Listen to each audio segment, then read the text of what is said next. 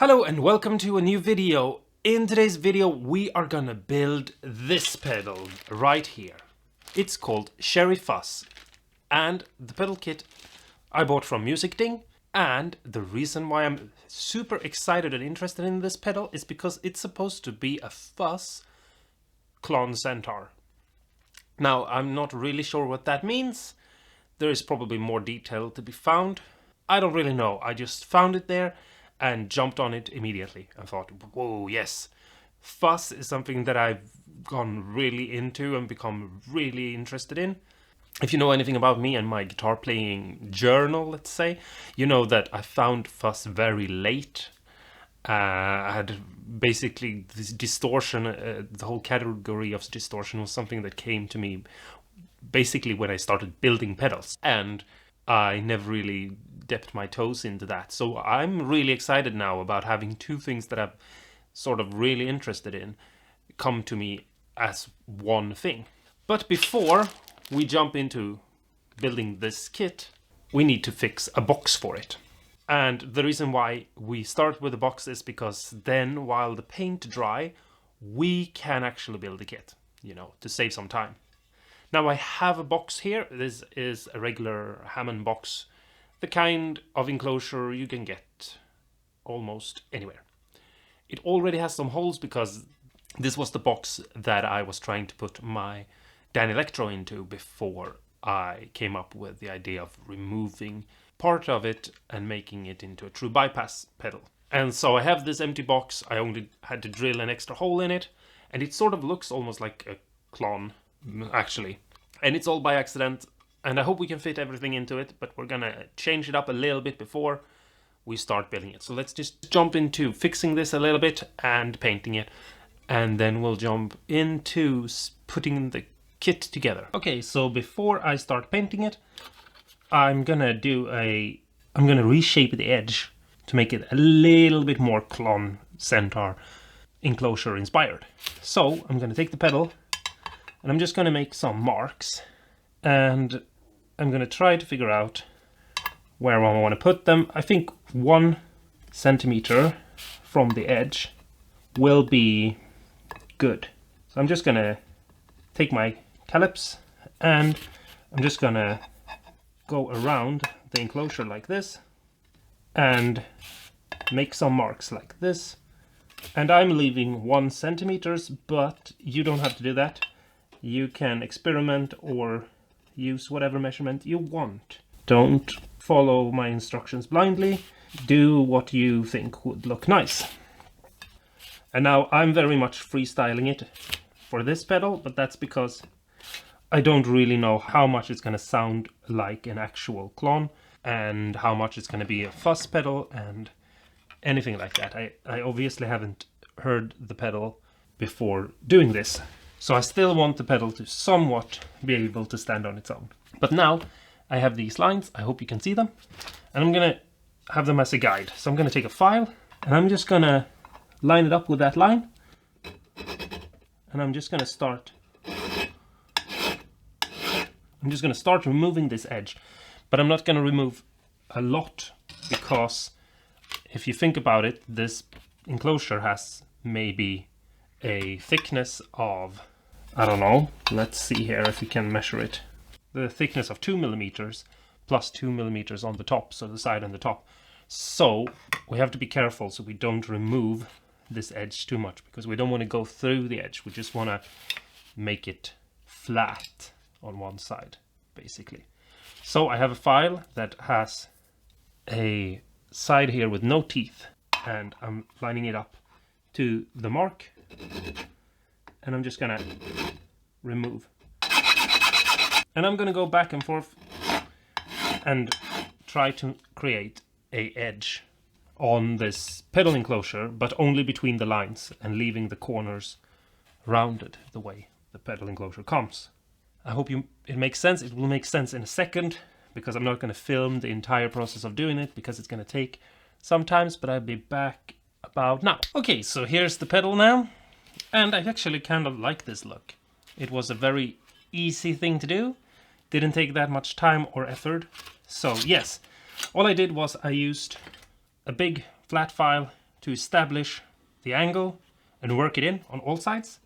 And then I rounded over the edges where the original round over met the new round over that I made with a file, and just made sure to keep a true line. Super simple and easy to do. And now I'm gonna paint the enclosure. I here have a can, and obviously some of you guys have seen this before. If you've been around on this channel for a while, you know exactly what I'm gonna show you now. Here I have a can of hammer lacquer, and it's not center. There it is, hammer lacquer. If you're gonna build pedals, and this is what you paint them with. It's the best thing you can put on them, except for maybe like if you put down power coating or something like that. And how we're gonna do this is we're just gonna take a brush and pencil this on the entire enclosure and on the back. And then we're gonna leave it to dry for 24 hours. And then we're gonna lightly sand it with something like 400 grit, and then we're gonna paint it again. So let's just paint this. So here we have the pedal enclosure, and all we basically have to do is paint it. And you see it's a nice thick red color. We don't have to be sloppy or anything like that, but we also don't have to be super gentle. And as you can see, I put it down fairly thick. You basically just want to make sure you don't get a bunch of runs, but also, you know, don't be scared. And if you get runs, it's more forgiving than it is when you like spray paint a guitar or something like that. So if you get some runs, we'll just sand it, basically is what I'm trying to say. And you don't have to care about brush strokes or anything like that, because when we come back and you look at it, you will see that it like almost like boils, which is not what it does, but it's sort of, it doesn't have to be 100% perfect, because we are gonna sand it and we are gonna repaint it again. There we go. Nice and perfect. The pedal enclosure is now drying. I'm actually pretty happy with the way it turned out. Let me know in the comments below what you think. I think it's kind of interesting how you can just change it a little bit. It took a couple of minutes to do the filing work, and in such little time you have something that looks unique and different, and yeah, I like it. Now, I did this as a easy way to get something that I thought had a resemblance to a clone. There's so many other ways you could use a file to reshape it a little bit, so we'll definitely revisit this again at some point when we're building the next pedal, maybe even. I don't really know yet, but let's continue. So, here I have the papers. Now, this one is for another pedal, and I'm just gonna show you right now because they can look a little bit different. The kit is from musikding, and the way this works is that you order the kit, and then on their website you can print out, or you could have it on your phone or computer or something like that, the instructions for how you put it together. And some instructions are different than others. They're not all made by the same person.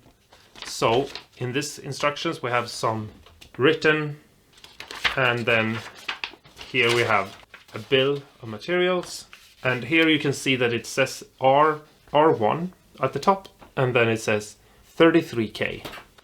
And this is what is important for how we're going to put the pedal together.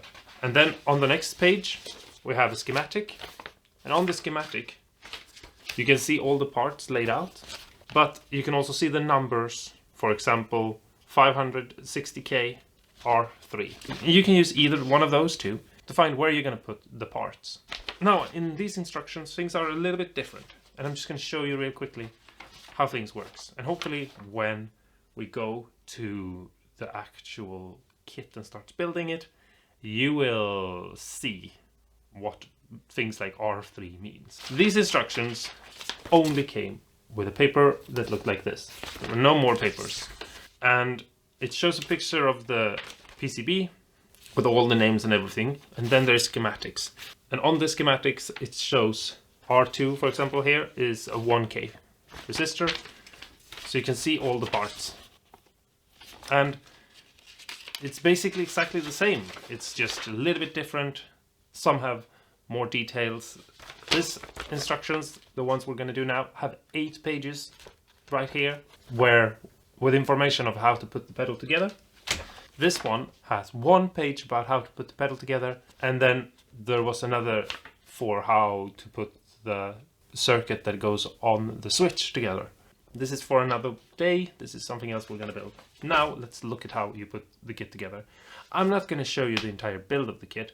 I'm just going to show you little snippets here and there where different parts go, just so if you're building the kit, you have the instructions, you know what to do. But if you're confused about what maybe R2 means, you get the information here. So hopefully you're at least learning something. So let's jump into it. When you open the package, you have a bag in it that looks like this. And it says Cherry Fuzz, date, and something else that I can't read because it's in German. But never mind. And everything you need to put the kit together will be in here. So you open up the bag and you start taking out the bags. You get some wires to put in with all the other connections. And here are some other parts. We're going through them as we put the pedal together. It should be everything you need. Here we have the actual PCB, the one that you put all the parts into, and that becomes the effect pedal. Okay, so the first thing we're going to start off with is putting the resistors in place. Now they look like this. This is obviously a close-up. They are very tiny and very small. I have this microscope lens and I'm attaching it to the camera so that I can show you close-ups. And I'm hoping that this will help. Let me know in the comments below if this is a smart way of doing things, because I'm trying it out. They come like this, and on the end there is a little bit of tape. And on the tape something is written, and that's the value of it. I think this says 120K. And so what we're gonna do is take our part list and look for something that needs 120K, and in my case it's R6. And then we take our PCB and we can try to find R6. There is R5, and as you can see right here, it looks almost like a little box with the edges on each side being lifted and the middle being a little bit thinner. That is the box shape where the resistors goes in. But there we have R6. Now we just need to bend the legs and put it into place. And it might be a little bit difficult to see, but there you have one leg sticking up and being bent out of place. Now we'll just put a tiny bit of solder there, and then we can cut the legs off. Okay, so now, as you can hopefully see, it's a little bit blurry. The resistors are all in place. And we're gonna move on to the next part. The next part is called diodes. They look like this, and as you can probably see, there is something written on it, and that's how you identify them. It says 1N, and I know from my list of parts that I need one diode in this diagram, and it's a 1N5817, and it goes into D1, and I'm going to show you it on PCB real soon. But you also see that it has two colors. It's silver and black, and it has a line on one side. Now the resistors can go in either way, it doesn't really matter, but a diode has one side that has to go in one direction, and you identify the side that goes in one way by looking at that line. This line right here will appear on the PCB. Right there you can see D1. That's where this part is going to go. And if you look real closely at this picture of D1, you can also see a tiny little line right here. And this line here needs to match up with the line on the diode. So if I put this diode here, hopefully you can see that this is the incorrect way for it to go in. The line needs to be on the same side. This is one of those things that you really need to pay attention to. It needs to go in with the lines matching. So I'm quickly just gonna put it in place. There you have it. And now we're gonna put in the sockets that will hold the ICs. And the first one is directly under here. And it looks like this. It's a big box like this. And in one edge, right here, you'll have a half moon shaped little thing. It's very important that you keep track of what direction they go in.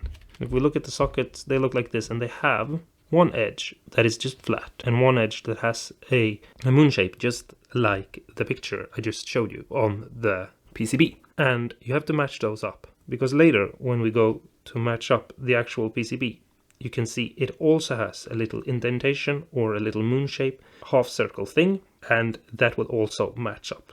and it's very important. Now you can put this directly on the PCB, but these are very sensitive to heat, and that's why we use the little holder for it. So let's just solder them in place. It's very easy to find which one goes where. And when it comes to these little holders for them, we don't have to be careful with which one we put where, because they don't have any value in and of themselves. We have 3 of them. Let's just put them in place. Okay, so here are 2 of the capacitors that are going into the circuit. And as you can see, it will be really hard in real life because they're really tiny. But as you can see here on the close-up, it has numbers on it. And if you look at your list of parts, you will see them in there on the part of the capacitors. And you just have to line these up just like the other ones. So the one that says 18 will go on C5, and the one that says 101 will go on C2. And we now just need to find those numbers on the PCB. And it will look like that. It looks almost like the box for a resistor, but it's a little bit tinier, and it has a sort of roundish shape to it.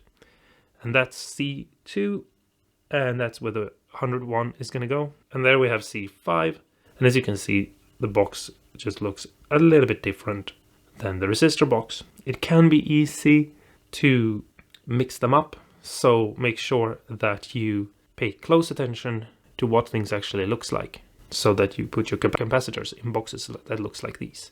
You will also find bigger capacitors that look like this.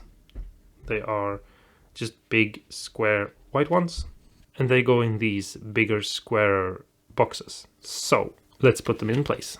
Okay, so now they're in place, and just so that, because I know someone is going to be confused by how you read these, I just quickly want to say that the 1K63 is the one that is going in on C3 and C6. So just keep that in mind. The next part is the electroelectric capacitors. They look like this. They have 2 legs, just like this, and one of the sides has a stripe like this. That's the ground or minus. And on them you will see the value of them written, and it's right there where it says 100. And it says in the list of parts that this one goes into C10. And so we have to look at the board, and there we have C10. And as you can see, it says C10, and there's a circle, and under one of these holes there is a little plus sign. That means that on the other one, the one that is a circle, that's where we're gonna put the white striped side, because that's the minus side. Okay, so it's time to put in cables. Where it says out is where one cable will go out and back to the switch, and where it says G and D is ground connections, so all of those are grounds. Up here where it says volume, that's where you're going to put a pot. And in the instructions you can see it says volume, and it says 100 kB. And if you look on the potentiometers, you can find that it's written on them a value. This one says B10K, and if you look in the inscription you can see that this is the tone knob and not the volume. And you're supposed to just find the right place for it, which is up here, and just plug the legs into the holes like so, and obviously solder them in place. But we are going to put wires instead.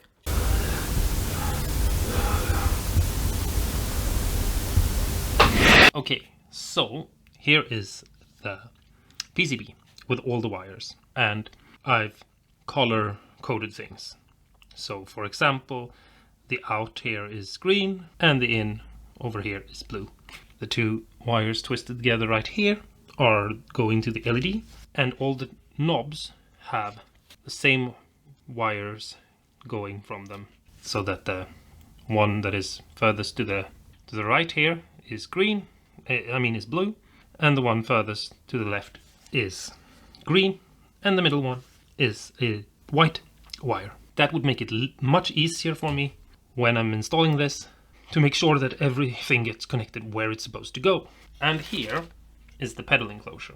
I've already put everything in place, and screwed it down. And it's super simple. You have your enclosure, you drill your holes, you put the parts in where you want them to go, and now we are gonna attach the PCB down here so we can start pulling the wires where we want them to go. On the back, if I flip this over, I've created a little riser so that the PCB doesn't sit directly on the enclosure because it might get shorted if it does. These are just a lollipop stick that I broke in half and hot glued in place. All I'm gonna do now is I'm gonna put some more super glue on these, and then I'm gonna just put them down like this. And you don't need to do this. This is something that I'm doing because all my other pedals look like a mess, and I'm starting to think that maybe I should try to make everything neat and nice inside of them. And I don't like the PCB to be rattling around in there. So I have my hot glue here, and I'm just gonna press some out, and quickly before everything hardens up, I'm just gonna press this down here into place and hold it down firmly where I want it to sit and wait for it to cool. It doesn't have to cool all the way, but it's a good idea to let it cool at least somewhat so that it doesn't just glide away or move. Okay, so these wires that come off here are gonna go to this pot over here. And what I'm gonna do is I'm gonna twist them together, because as you probably know, because you have watched all my other videos, you know I've spoken about this before. Having wires twisted inside will reduce noise, and so that's a good way. And I'm just gonna pull them over here, like so, and then I am gonna cut this off just about here, because we don't need to make any wires longer than they need to be. And now I'm gonna strip these wires back, and if you don't know what I mean by saying that, I mean that I will remove the plastic outer shielding, which is protecting the inner wires and making sure things don't short out. Then I'm gonna tin the wires, just like I've done before. I'm also gonna tin these legs, because that will make everything go together much better and easier. And if my hands are in the way, I'm sorry. So the wires furthest away from me now, the wire over here is the blue one, and it goes to this leg right here. And so I just melt them together. The middle leg is the white one, so it goes to the middle. And again, I'm sorry, my hands are in the way. And then the last wire, which is this green one, gets also sorted in place like that. And it looks really neat. Now the next set of 3 wires are these. They are the middle ones, and they will get cut and put into place here. And I'm going to do all of these the same way, so you don't need to see me do it. Okay, so the wires for the control knobs are in place.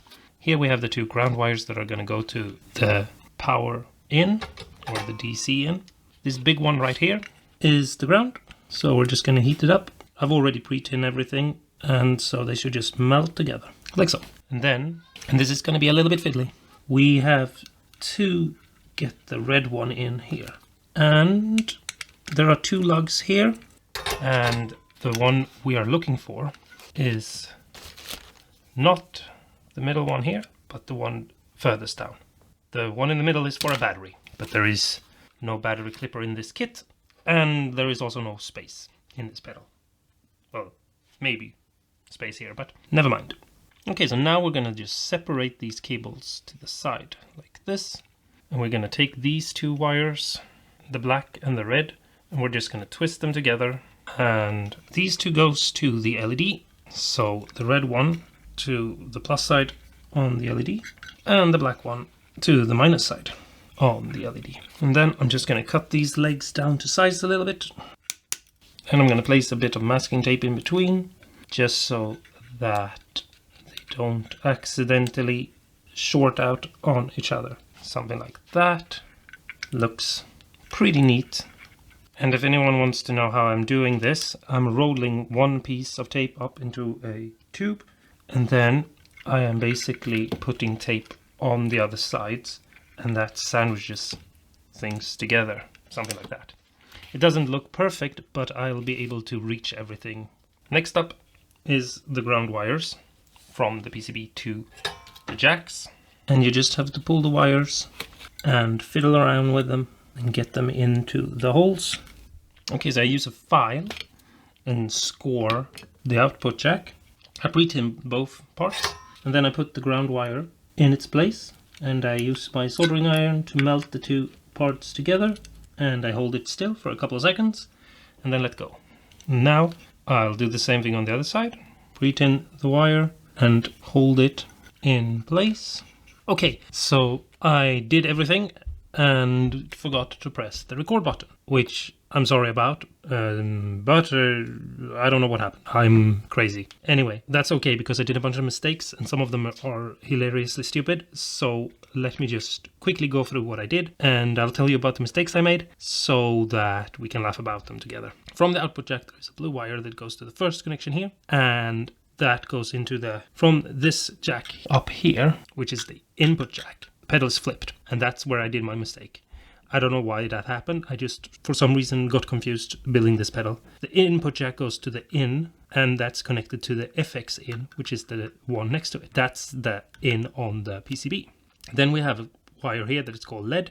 That is the white one. That goes to the connection called CTR. It looks a little bit funky because down here right now, because I actually just forgot that wire. And then there is a ground wire, which is the ground wire on the PCB. Then you have the out FX, which is the green wire coming from the PCB. It's the out connection, and that gets connected to the second to last called FX out. And then you have the out, and that's the out to the output jack over here, right here. And the mistakes I did was I misplaced these two wires, the blue and the green, and put them opposite sides, which meant that the input jack was the output jack and the output jack was the input jack. Not a terribly weird mistake to make, but you know, it happens. But then I did a hilariously stupid thing, and that was I also, on this input jack, I put these two wires opposite places. And it's especially hilarious if you've been around and you know how much I nag everyone in my videos about making sure that the ring on the output jack is the ground, so that you don't put them in the wrong place. And then I do it myself. So yes. But anyway, that's it. Now all we need to do is take this cover and put it on and screw it down with these screws. And you actually get, with the kit, some feet to put on. Now I don't know why black ones you only get 3, kind of weird, but with the transparent silicone ones you get 4. And it's actually really nice. So I'm just going to put these down, like so. Now the pedal is finished. The only thing left to do is put on some knobs. So I don't really know what knobs I'm going to go with. So leave a comment below telling me which knobs you think look the best. Okay, so here's the pedal right now. I think it looks really nice. I don't really know what knobs I'm going to put on it. I have a bag full of random knobs, and these are the ones that I felt fitted best at the moment. But let me know in the comments below if you have any fun ideas, and I'll probably buy new knobs when I feel like I know what kind of sound this pedal has and what kind of look would best suit it. Anyway, let's go and plug this in and play it a little bit and see what it sounds like. I'm gonna make one of those videos that I usually do with the cool background and the pedal in the front, and that's gonna be out on Friday, so stay tuned for that. And it's gonna be a more like in-depth sound than what we're gonna do now. Now we're just gonna plug it in and basically get some sort of gist of what it sounds like. Anyway, thanks so much for watching. If you have any questions, or if you just want to talk about the pedal, or if you have any fun ideas for videos I can make, talk to me in the comments below. I would very much appreciate it if you subscribed. I'm trying to make the channel grow bigger and have more fun things going on and more interesting video and more projects, so please subscribe, it helps me a lot. And also give the video a like if you liked it. Anyway, until next time, stay awesome and cool, and I think it's time you go and build an effect pedal, because it's a lot of fun to build effect pedals, and you'll have something unique, boutique, awesome, cool, that it is a one-of-a-kind pedal. And even if you make something super simple like a fuzz face or something, you're gonna love it. It's gonna be awesome, it's gonna be cool, it's gonna be great. So build your own pedal and stay awesome and cool.